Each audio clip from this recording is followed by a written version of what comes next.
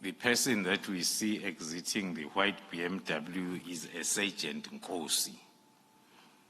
Okay, so that's... He just arrived in the premises of Katiso Molefe on the 27th of November. It is an SAPS vehicle that is allocated to the office of the Deputy National Commissioner Crime Detection, Lieutenant General Sibiya. Standing there, it's him and Mr. Katiso Molefe, who is then accompanying his visitor back to his car. And then we notice that the sergeant is now carrying a white paper bag. Unfortunately for us, it's not transparent, so as we can see what type of chocolate is in there. Chocolate, sweets, or whatever that you can put in that type of a bag, and you hold it dearly so on your right hand.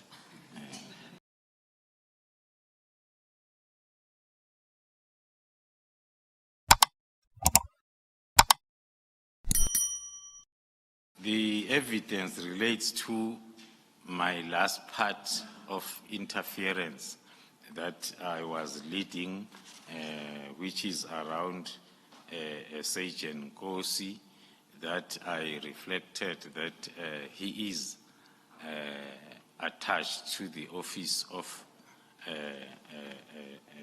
the Deputy National Commissioner, Lieutenant General Sibiya, and the evidence will be talking to the link that has been identified through Sergeant Nkosi, that is linking the office of Lieutenant General Sibiya and the cartel, which can be easily understood if we may recall the evidence that we led on the charts where the bank card, the picture or photo of the bank card of Mr. Matlala was found to be in possession of a Sergeant Nkosi. Okay. We'll begin with the first item then. And if I could ask for it to be projected.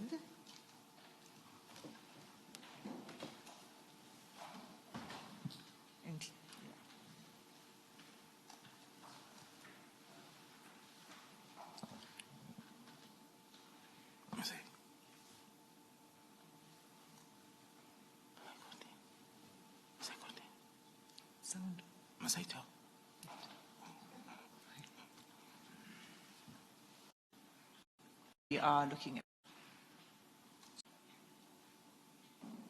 Okay. So, thank you. So, General, what is this that we are looking at? Sorry, can you put it back up?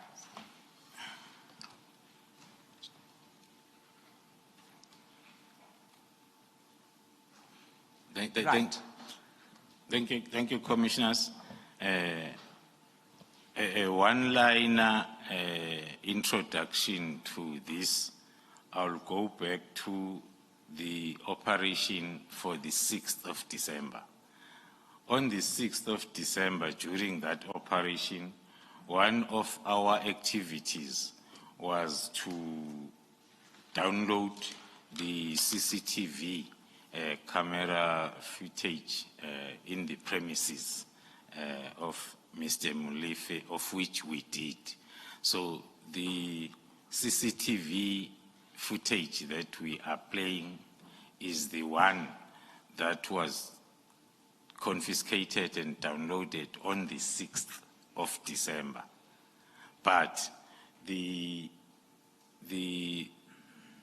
evidence, as per the dates, if the dates will appear on the screen, it's for the 27th of November, which was then around 5 or 6 days or less than 10 days before the 6th of December.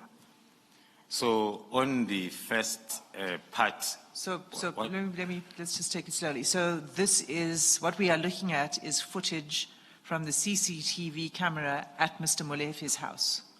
yes, Commissioners. And the date stamp is 27 November 2024. Yes, Commissioner. Okay. And who is the person that we can see in the video that's exiting the white BMW? The person that we see exiting the white BMW is a Sergeant Nkosi. Okay, so that's... He just arrived in the premises of Katiso Molefe on the 27th of November.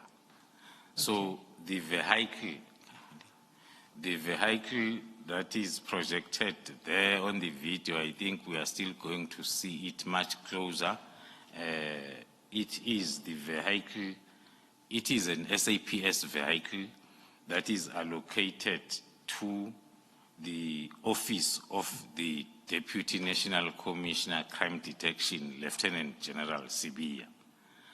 So that is the first link that one will explain with that. And there is a lot of, or maybe one has to, because when we get to that slide, we might have lots of questions. It is the policy of the South African Police Service to have all vehicles fitted with an internal tracking system, which is referred to as AVL, so as then we are able, especially during complaints, investigations, and our type of investigations, we are able then to have our work easily cut out. But this... Sorry, I'm going to interrupt you because we're going to come there. Yes. So let's, again, let's just take it slowly. So 27 November 2024, and the timestamp is 1631. Is that right? That is correct, Commissioners. Okay. And so we see Sergeant Nkosi arriving. And there's anything else that we need to see from this video? From this video, we can confirm that those premises are for Mr. Katiso Molefe. We have been frequent visitors there. We had arrested him twice, and he's getting bail now and again. We might then go back there anytime soon. So we confirm that these are his premises. We confirm the car and the individual driving the car. Right. Just for the record, this is the Sandhurst residence where the incident with the Hawks took place and where the takedown operation took place. That is correct, Commissioner. Thank you, Commissioner. So could we, anything further from this video that you wish to say? From this clip? we can we move continue. on? Okay. So can we play the second clip?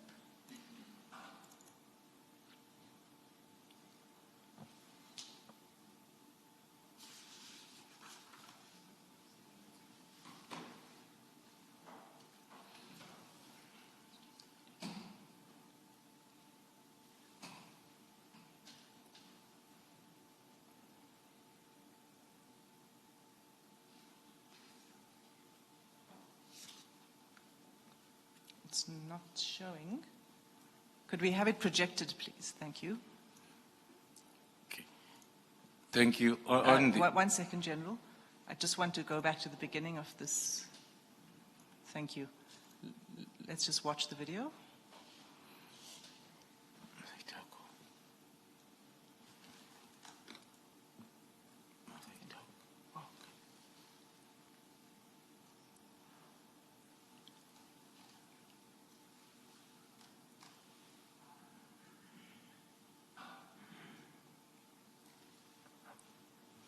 Okay, can we go back to the beginning and pause it there? Okay, so now that we've seen it, we're just going to go back to the beginning, pause it. Thank you. Okay. Thank you, Commissioners. This part of the video, maybe if we can check the time, Mr. Sergeant Nkosi did not spend much time there. it was less than Yes. 5 or 6 minutes. Well, the timestamp says 1640, and the Previous- previous video was 1631, so it's about 9 minutes. Yeah. And then we noticed that when he was arriving, he did not have any bag with. So now this second video is showing, okay, maybe standing there, it's him and Mr. Katiso Molefe, who is then accompanying his visitor back to his car. And then we notice that the sergeant is now carrying a white paper bag. Unfortunately for us, it's not transparent, so as we can see what type of chocolate is in there. But he is having a bag that does not look like it's heavy, but it has got some contents. Then we'll use lots of analytical minds to check what is it that you can carry in such a carrier bag with value, but it's not that heavy. As then the picture is like he just came in to collect something that was already packed and waiting for pickup. Okay. But you don't know what's in the bag, correct?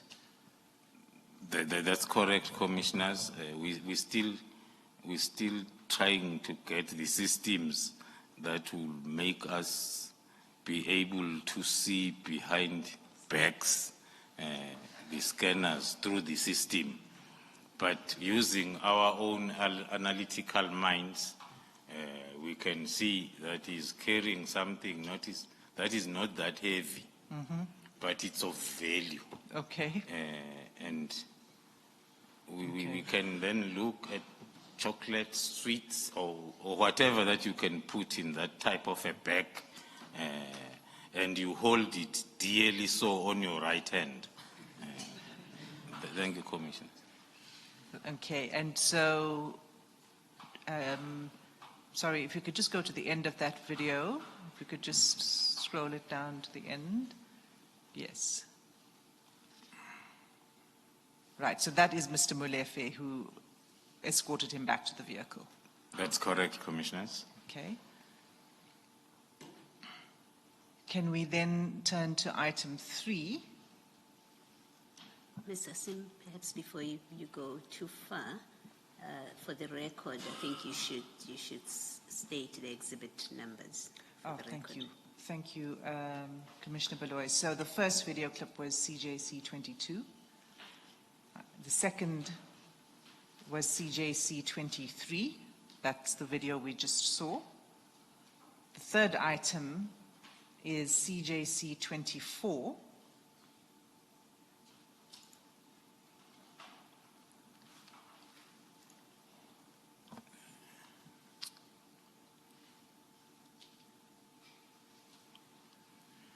Okay, so this is a screenshot. Well, what is this? It's a screenshot of the car. We can see that. It's a Can you tell us? Thank you, Commissioners. It's a screenshot of the same car that we wanted to confirm the registration numbers, which corresponds with what we call in the police SAPS number. Each and every police car has got two numbers. There is an SAPS number as well as the registration number. As it's reflected there, it's FV38 and HGP. And is this photograph a still screenshot from the video that we just watched? From the video footage, we wanted to confirm and project it, because in the video footage, as the video is moving, it's not easy. But then we used different angles of a video. Then we opted for this that can clearly show the registration plate. The registration number. Okay. So that's the same Same car that was in the driveway of Mr. Molefe's house. Okay. Can we then turn to item 4, which is CJC 25?